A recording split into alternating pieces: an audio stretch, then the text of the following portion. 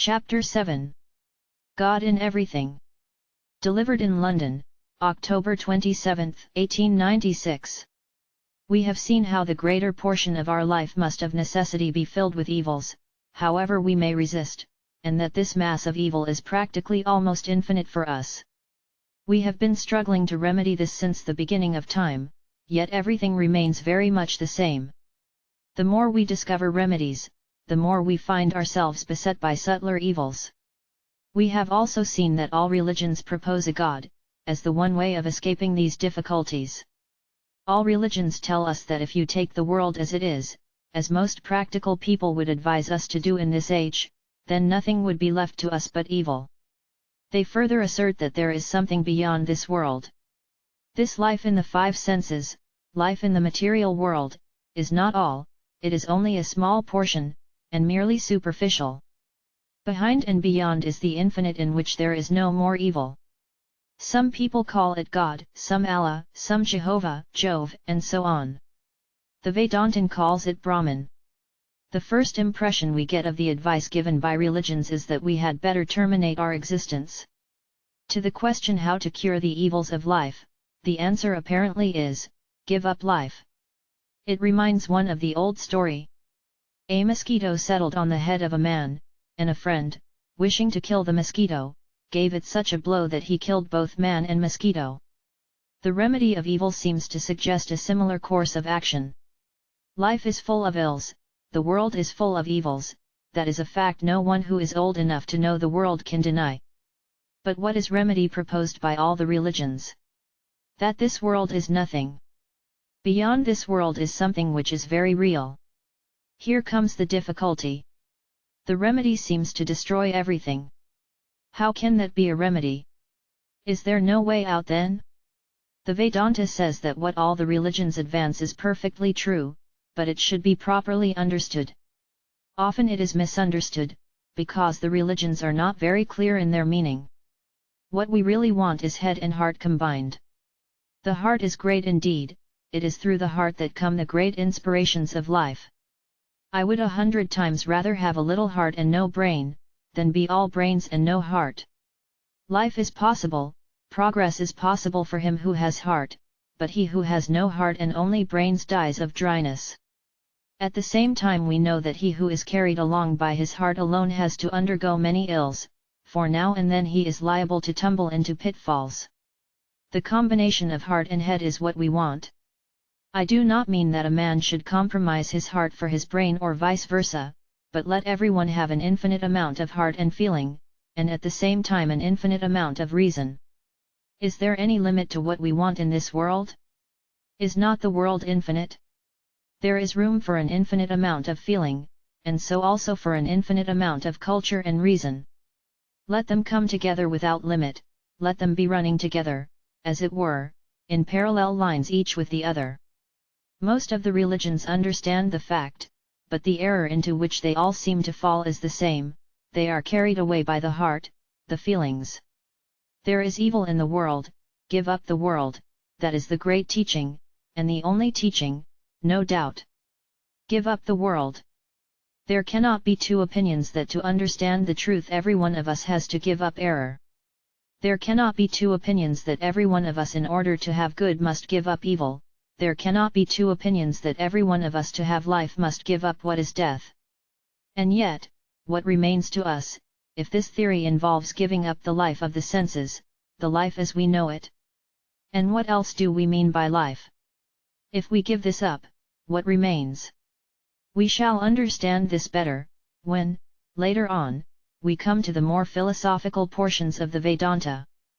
But for the present I beg to state that in Vedanta alone we find a rational solution of the problem.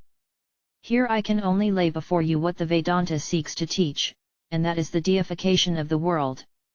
The Vedanta does not in reality denounce the world. The ideal of renunciation nowhere attains such a height as in the teachings of the Vedanta. But, at the same time, dry suicidal advice is not intended. It really means deification of the world, giving up the world as we think of it, as we know it, as it appears to us, and to know what it really is. Deify it, it is God alone. We read at the commencement of one of the oldest of the Upanishads, whatever exists in this universe is to be covered with the Lord. We have to cover everything with the Lord Himself, not by a false sort of optimism, not by blinding our eyes to the evil, but by really seeing God in everything. Thus we have to give up the world, and when the world is given up, what remains? God. What is meant? You can have your wife, it does not mean that you are to abandon her, but that you are to see God in the wife. Give up your children, what does that mean? To turn them out of doors, as some human brutes do in every country? Certainly not. That is diabolism, it is not religion. But see God in your children. So, in everything. In life and in death, in happiness and in misery, the Lord is equally present. The whole world is full of the Lord. Open your eyes and see Him. This is what Vedanta teaches. Give up the world which you have conjectured, because your conjecture was based upon a very partial experience, upon very poor reasoning, and upon your own weakness. Give it up, the world we have been thinking of so long, the world to which we have been clinging so long, is a false world of our own creation. Give that up, open your eyes and see that as such it never existed, it was a dream, Maya. What existed was the Lord Himself. It is He who is in the child, in the wife, and in the husband, it is He who is in the good and in the bad, He is in the sin and in the sinner, He is in life and in death. A tremendous assertion indeed. Yet that is the theme which the Vedanta wants to demonstrate, to teach, and to preach. This is just the opening theme. Thus we avoid the dangers of life and its evils. Do not desire anything. What makes us miserable? The cause of all miseries from which we suffer is desire. You desire something, and the desire is not fulfilled, the result is distress. If there is no desire, there is no suffering. But here, too, there is the danger of my being misunderstood. So it is necessary to explain what I mean by giving up desire and becoming free from all misery. The walls have no desire and they never suffer. True, but they never evolve. This chair has no desires, it never suffers, but it is always a chair. There is a glory in happiness, there is a glory in suffering. If I may dare to say so, there is a utility in evil too. The great lesson in misery we all know. There are hundreds of things we have done in our lives which we wish we had never done, but which, at the same time, have been great teachers. As for me, I am glad I have done something good and many things bad, glad I have done something right, and glad I have committed many errors, because every one of them has been a great lesson. I, as I am now, am the resultant of all I have done, all I have thought. Every action and thought have had their effect, and these effects are the sum total of my progress. We all understand that desires are wrong, but what is meant by giving up desires? How could life go on? It would be the same suicidal advice, killing the desire and the man too. The solution is this. Not that you should not have property, not that you should not have things which are necessary and things which are even luxuries. Have all that you want, and more, only know the truth and realize it. Wealth does not belong to anybody. Have no idea of proprietorship, possessorship. You are nobody, nor am I, nor anyone else. All belongs to the Lord, because the opening verse told us to put the Lord in everything. God is in the wealth that you enjoy. He is in the desire that rises in your mind. He is in the things you buy to satisfy your desire, He is in your beautiful attire, in your beautiful ornaments. This is the line of thought. All will be metamorphosed as soon as you begin to see things in that light. If you put God in your every movement, in your conversation, in your form, in everything, the whole scene changes, and the world, instead of appearing as one of woe and misery, will become a heaven. The kingdom of heaven is within you, says Jesus, so says the Vedanta, and every great teacher. He that hath eyes to see, let him see, and he that hath ears to hear, let him hear. The Vedanta proves that the truth for which we have been searching all this time is present, and was all the time with us.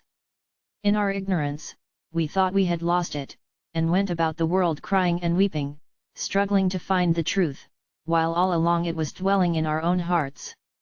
There alone can we find it.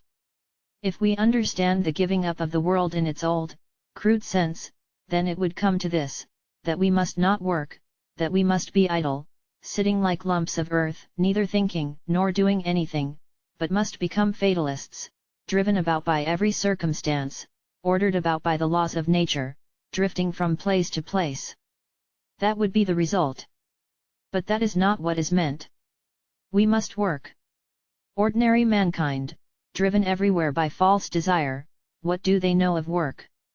The man propelled by his own feelings and his own senses, what does he know about work? He works, who is not propelled by his own desires, by any selfishness whatsoever. He works, who has no ulterior motive in view. He works, who has nothing to gain from work. Who enjoys the picture, the seller or the seer? The seller is busy with his accounts, computing what his gain will be, how much profit he will realize on the picture. His brain is full of that. He is looking at the hammer, and watching the bids. He is intent on hearing how fast the bids are rising. That man is enjoying the picture who has gone there without any intention of buying or selling. He looks at the picture and enjoys it. So this whole universe is a picture, and when these desires have vanished, men will enjoy the world, and then this buying and selling and these foolish ideas of possession will be ended. The money lender gone, the buyer gone, the seller gone, this world remains the picture, a beautiful painting. I never read of any more beautiful conception of God than the following: He is the great poet, the ancient poet, the whole universe is His poem, coming in verses and rhymes and rhythms, written in infinite bliss.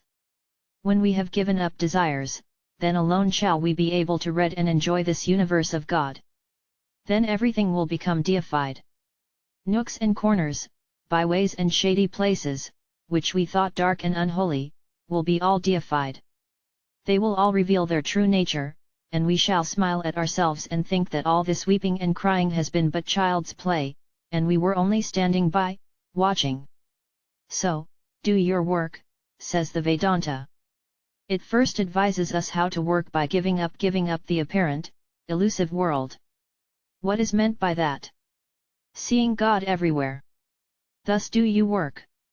Desire to live 100 years, have all earthly desires, if you wish, only deify them, convert them into heaven. Have the desire to live a long life of helpfulness, of blissfulness and activity on this earth. Thus working, you will find the way out. There is no other way. If a man plunges headlong into foolish luxuries of the world without knowing the truth, he has missed his footing, he cannot reach the goal. And if a man curses the world, goes into a forest, mortifies his flesh, and kills himself little by starvation, makes his heart a barren waste, kills out all feelings, and becomes harsh, stern, and dried up, that man also has missed the way. These are the two extremes, the two mistakes at either end.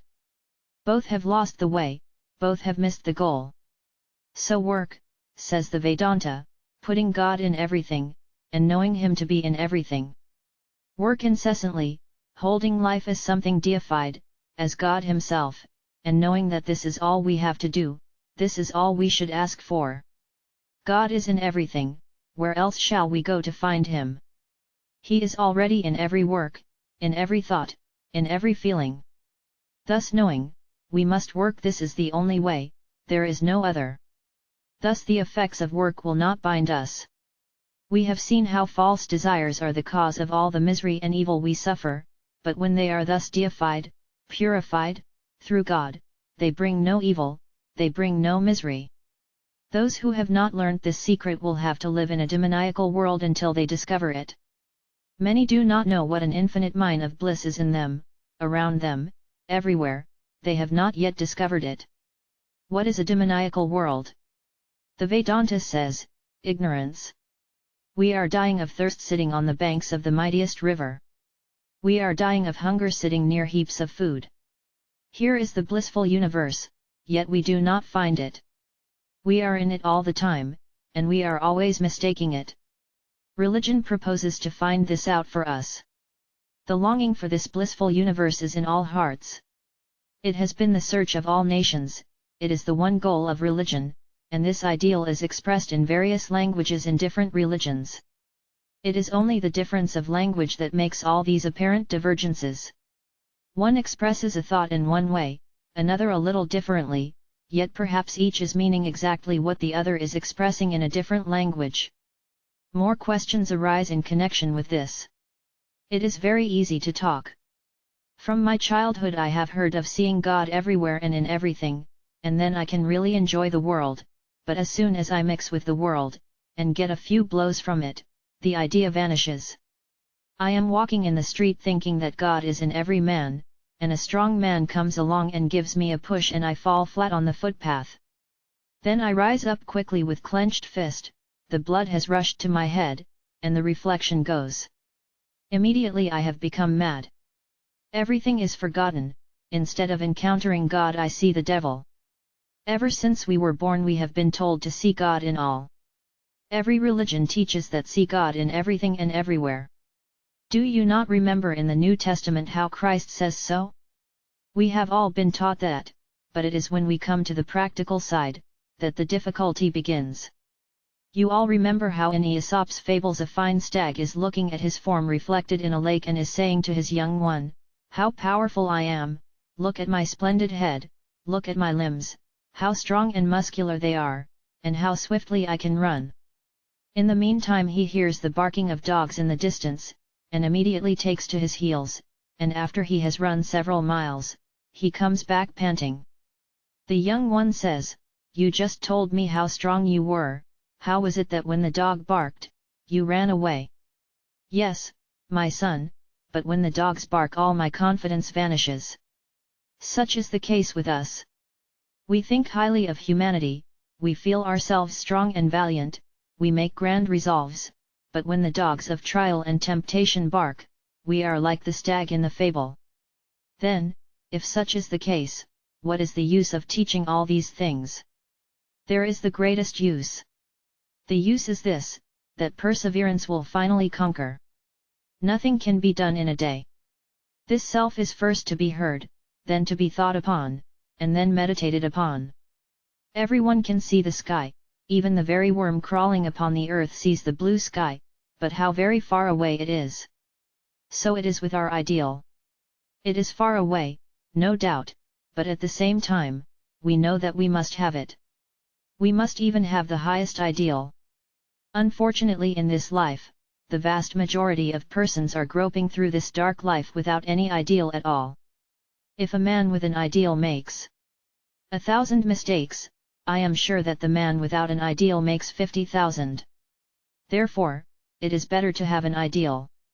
And this ideal we must hear about as much as we can, till it enters into our hearts, into our brains, into our very veins, until it tingles in every drop of our blood and permeates every pore in our body.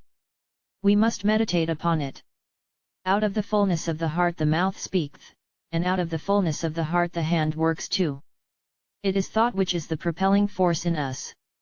Fill the mind with the highest thoughts, hear them day after day, think them month after month.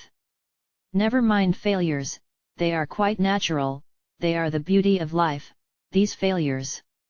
What would life be without them? It would not be worth having if it were not for struggles. Where would be the poetry of life? Never mind the struggles, the mistakes. I never heard a cow tell a lie, but it is only a cow, never a man.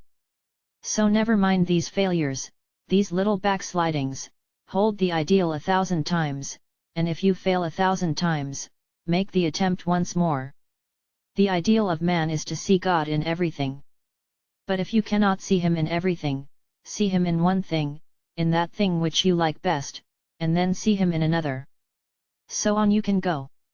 There is infinite life before the soul.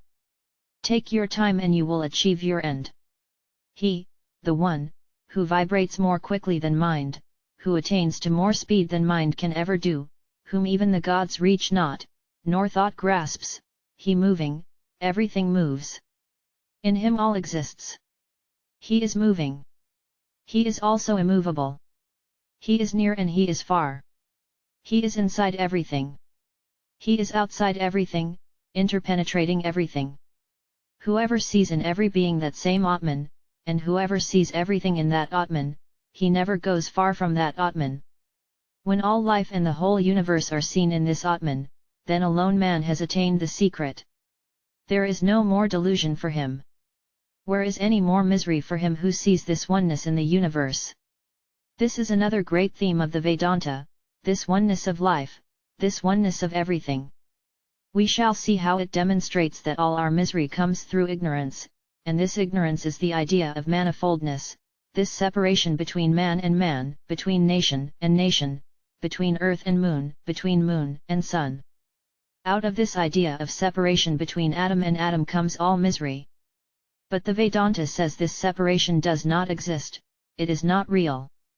It is merely apparent, on the surface.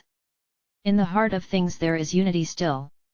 If you go below the surface, you find that unity between man, between races and races, high and low, rich and poor, gods and men and animals. If you go deep enough, all will be seen as only variations of the one, and he who has attained to this conception of oneness has no more delusion. What can delude him? He knows the reality of everything, the secret of everything. Where is there any more misery for him? What does he desire? He has traced the reality of everything to the Lord, the center, the unity of everything, and that is eternal existence, eternal knowledge, eternal bliss. Neither death nor disease, nor sorrow, nor misery, nor discontent is there. All is perfect union and perfect bliss. For whom should he mourn then? In the reality, there is no death, there is no misery, in the reality, there is no one to mourn for, no one to be sorry for. He has penetrated everything, the pure one, the formless, the bodiless, the stainless. He the knower, he the great poet, the self-existent, he who is giving to everyone what he deserves. They grope in darkness who worship this ignorant world, the world that is produced out of ignorance, thinking of it as existence, and those who live their whole lives in this world, and never find anything better or higher, are groping in still greater darkness. But he who knows the secret of nature, seeing that which is beyond nature through the help of nature, he crosses death, and through the help of that which is beyond nature, he enjoys eternal bliss. Thou Sun, who hast covered the truth with thy golden disk, do thou remove the veil, so that I may see the truth that is within thee. I have known the truth that is within thee, I have known what is the real meaning of thy rays and thy glory, and have seen that which shines in thee, the truth in thee I see, and that which is within thee is within me, and I am that.